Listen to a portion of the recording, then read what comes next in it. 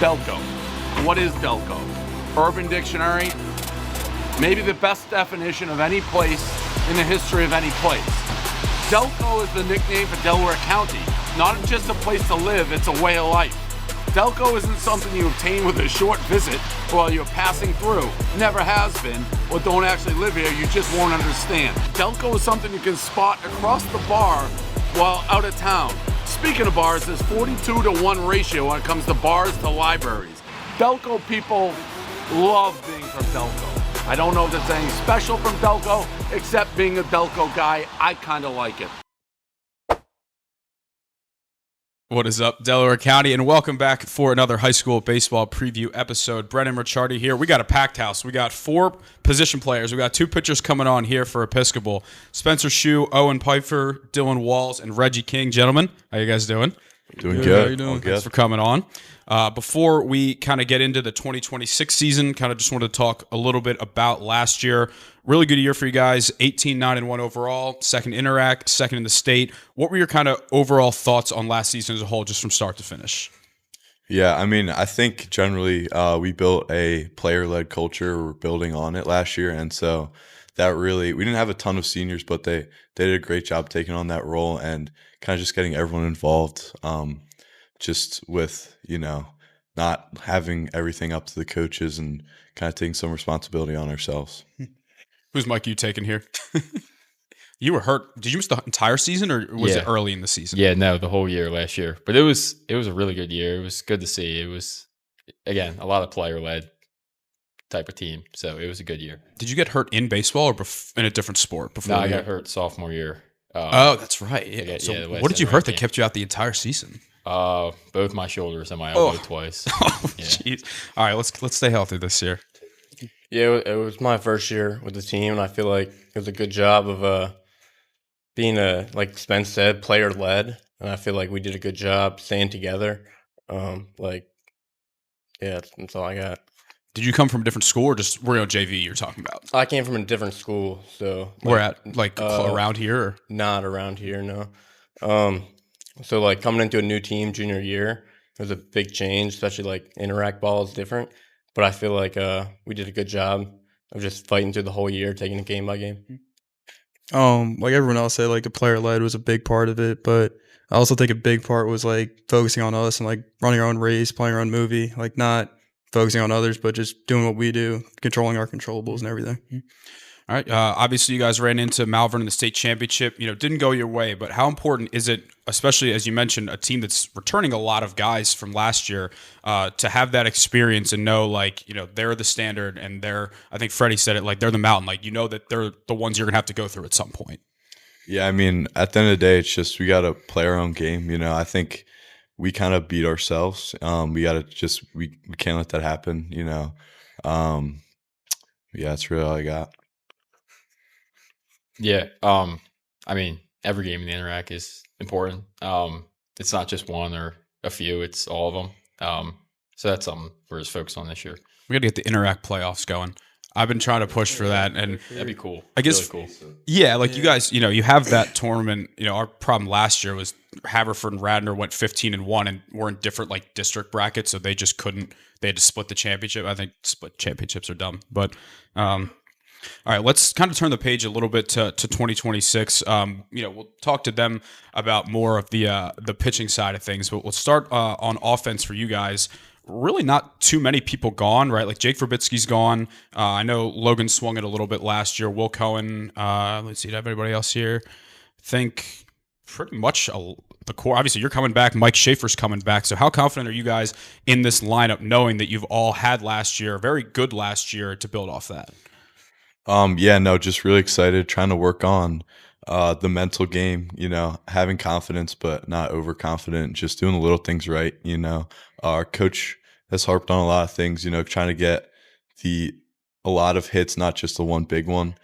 So that's really good. It's great to see players like Owen and Michael Schaefer get back into things, and just really excited for what's to come, especially with this younger group that we have. Your field's too big to swing for the fences every time. Yeah, no. Yeah, I also think we got an old group, a lot of seniors here, as you can tell, and I feel like we just got to do a good job leading and working hard at practice every day, and I feel like that'll be good for the season. you know how many seniors you have off the top of your head? 9. I was going to say, I figured it'd be close to double digits. Yeah, I think just a big part of this year would be like Dillon said, like senior leading, because like we've all been through the interact through the baseball year, and like keeping like the younger guys like mental status, like confidence, like Spence said, like keep it high so we don't like get too low, don't like get in a swell or anything. Are you guys officially captains? Do you guys have captains, or trying to figure it out? I guess my question is, last year were the seniors, because you said there weren't too many of them, were a lot of you guys big in the leadership role, or is that something that you're kind of stepping into for the first time this year for any of you guys? I think it's a lot of younger guys too. Like it's not just like 3 senior captains. It's a lot of guys, and everyone who plays contributes to the leadership in our team. Anyone especially like vocal leader, or is it really just everybody kind of just looks around to themselves and can do it if they have to? Yeah, there's not really one guy or a few guys who are vocal. It's more everyone together. So who are some guys, we'll stick on the offensive side for you guys, whether it be from JV or maybe that didn't play as much last year, you think could kind of step into some roles? I know your brother played a little bit last year too, right? Yeah, no, he got up into some interact games, which is really valuable, especially as a young player. Really excited to see, obviously, Michael Schaefer. He's been working really hard. Trey Schwaniger, he's another guy who can definitely make a big impact, and seeing a lot of innings and a lot of at-bats will definitely do him a lot of good this year. I forgot, Mike, when he was on the team in 8th grade, he mostly just pitched, right? So where does he play in the field? Just just trying to figure it out, honestly, but he's more of an infield guy. Anybody else you guys think? Anyone come up from JV? I know there's a lot of returning players, probably not too many open spots. Another name that came to mind was Gavin Terzoglu. He played freshman year, caught a little bit, and he had an injury last year, but it's going to be big getting him back this year as well. I guess a lot of innings behind the plate are open with Jake on. Did he catch mostly last year, or was he at first? Jake? He was mostly on call, he was right? catching. Yeah. All right, so what's up? I was going to say, we also have Ty Cohen coming up too, so he was a big JV guy. Yeah. He'll be behind the dish at least to start the year with Gavin just working back from his injury, and we're really excited to see the competition between them two and see who fights for the catching spot. So one question I like to ask the guys that went to like the non-public schools is kind of what led you to Episcopal, whether it be your choice, whether it be your family's. Like, have you been, it's K through 12, right? Yeah. Have you guys been going there since you were growing up, or did you go just for high school? Or? I've been going since 4th grade. I moved back from New York. I was originally born here and then moved back from New York. But my dad and my parents knew a lot of people that sent their kids to Episcopal. They all said it was a great experience. So that was pretty much a factor in my. So where do you live now? I live in Haverford. Okay. But yeah. So where would you guys have gone if you didn't go here? Like, what would you like your public school be? Yeah, I would have been to Conestoga. Okay, so this is right around the corner for you. Yeah. Lawn Chair Nation. Yeah. So yeah, it was really between. Conestoga is a great school.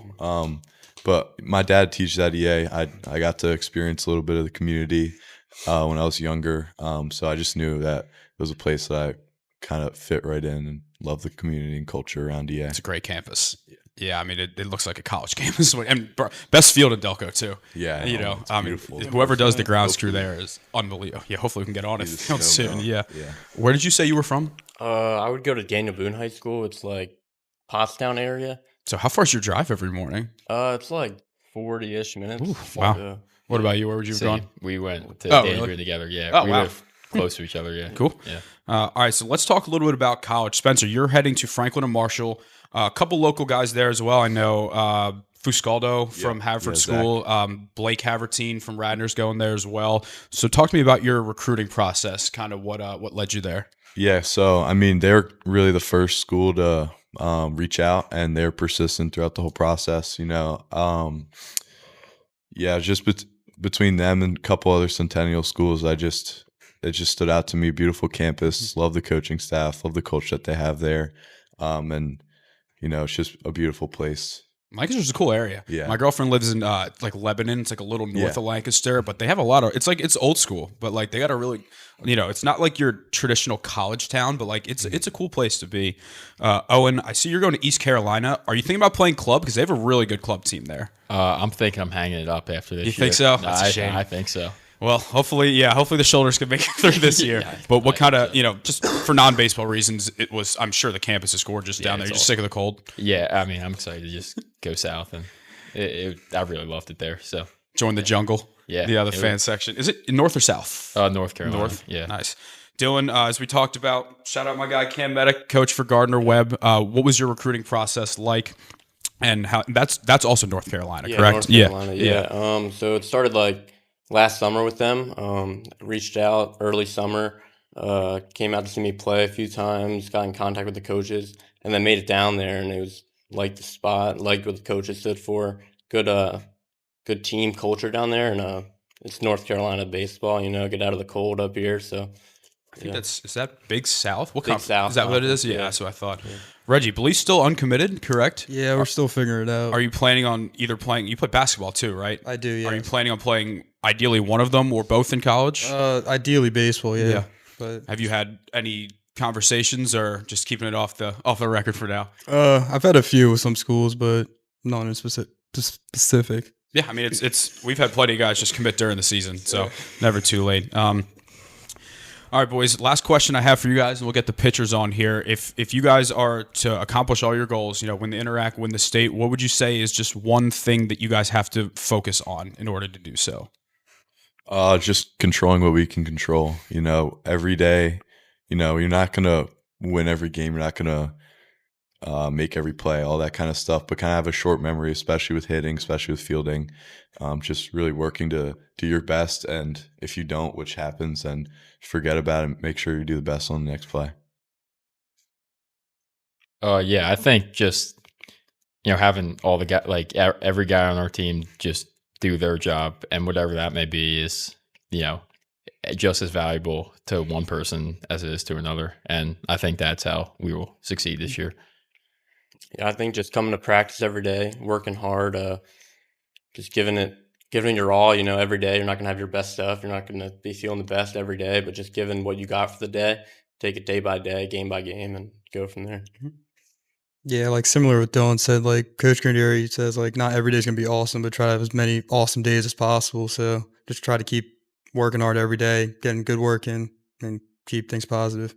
Awesome, boys. Well, I appreciate your time. Let's get our pitchers on here. Thank you, boys. Thank you. All right, now we got the PO. Are we POs or are we just pitcher first? Definitely POs. Definitely PO. Yeah. All right, that's fine. That's fine. Matt Roberts, Roman Notaro. Thank you, boys, for coming on. How you guys Thanks for doing? having us. Thank you. Of course. Kind of like the way that we started with these guys. Would just like to hear your thoughts just about last year as a whole. Just not even just from the pitching perspective, just on the team as a whole. I know you're the fifth and sixth guys to answer that question, but just whatever you got. Yeah, I think at least from like a pitching perspective, I think we definitely got more consistent as the year went on.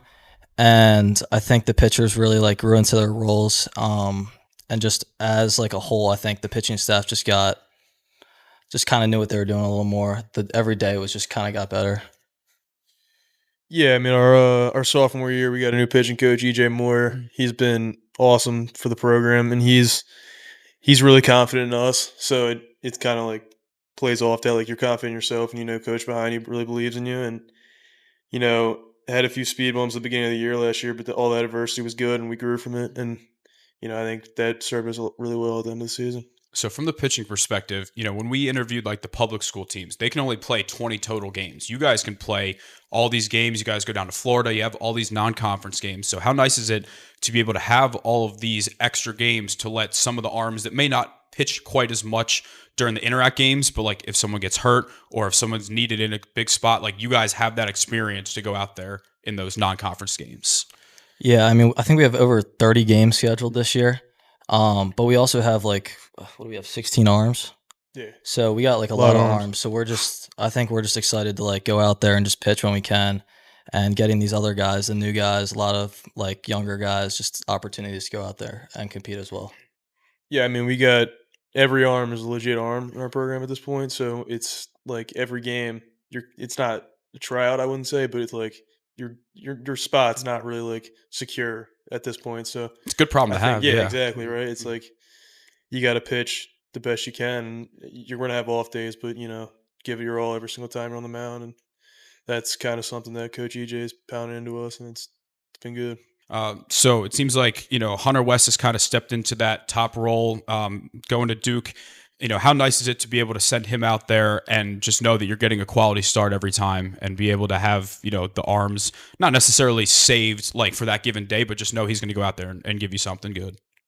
Yeah, no, I mean he's a beast. He every time on the mound, I got the utmost confidence in him to go out there and give as many good innings as he can. And I mean, it's nice having a guy like that you can start whenever you need to, and just know you're going to get 5 or 6 really good innings from the guy. And Yeah, like I think the state championship last year, he was going out there. He didn't like feel great ahead of time. I think he was on like 2 days rest or whatever.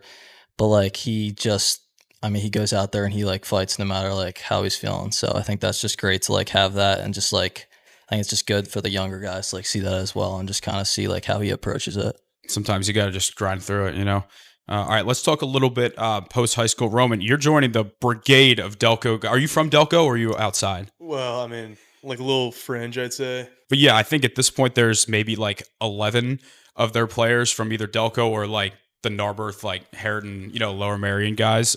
Did you just tell them you were from here and they're like, all right, we'll give you an offer? Yeah, I mean that's exactly how it went. No, I'm kidding.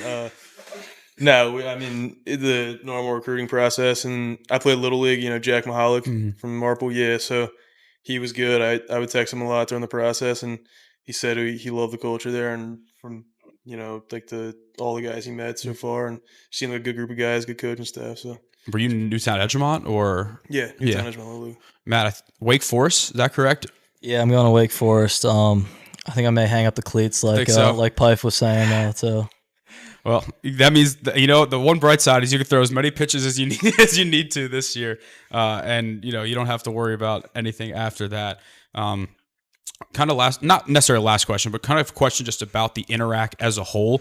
It seems like I had a quote here from one of my good friends. Will Park was a catcher for EA back in like 2017-18. He said every game is a playoff game. Do you guys kind of go into those games feeling like that? Because in order to win the league, you kind of have to go like 9-1, 10 like 8-2, 10-0. Do those games just? It feels like when we cover those games, especially that Haverford game at your place last year was a lot of fun. But those games just feel like they have a lot of juice to them. Yeah, I mean, no doubt. Like the out of league schedule it's basically like 2 different seasons. Like you get in the Interac, and like every pitch, every single part of the game matters for the ending. And if you really can't slip up in those games. So I would say it does feel like a playoff game. And yeah, it does serves us well and when paces roll around, because we feel like we've played in those really high leverage games and situations the whole year. Yeah, like Roman was saying, I think every pitch it's just a battle in the Interac. And I think that definitely like helps us towards the end of the season. Like once we get like a little bit used to the speed of those games. So I think like this year it's definitely about like starting like off the season a little better too and hit the ground running a little bit better than we did last year. You guys going to Florida again? Yeah, we will. Yes. We will go to Florida. Do you know when that's probably? I think I had your schedule up at one point. I think that's probably like near the end of March. Yeah, usually? it's our spring break probably near the end of March. I'd imagine. That's nice. All right, last question I'll ask you guys. Unfortunately, our reigning coach of the year, Tom Grandieri, couldn't make it today. But what do you just have to say about kind of the culture he has? Like what it's like playing for him? We'll try and get him on later in the year, but just about what he's built at EA. I know he's a Malvern guy when he played there, but coming over to EA and building something here that's been very successful. Yeah, I mean, he's awesome. He's made me like baseball way more than before I came to the program. It's been awesome. I mean, he's always there to encourage us or be hard on us if that's what we need at the time. He's got really good reads in that sense. And yeah, I mean, he's built a culture like this team. It's unlike anything I've ever been a part of. So yeah, it's really awesome. I think like what those guys were saying, he's really built like a program that's more player led. And I think that really just helps us. Like he doesn't really have to get on us that much, I think, when we're doing like what we should be doing. But I think also he kind of reads the situation, like Roman was saying, good. And he'll like give us what we kind of need in that sense and kind of push us when we need to, or just like if he thinks like everything's like fine, then kind of hands off more. Cool.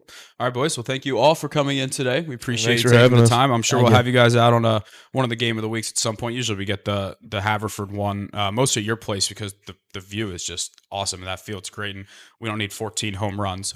But appreciate you taking the time, and see you guys soon. Thank you for having us.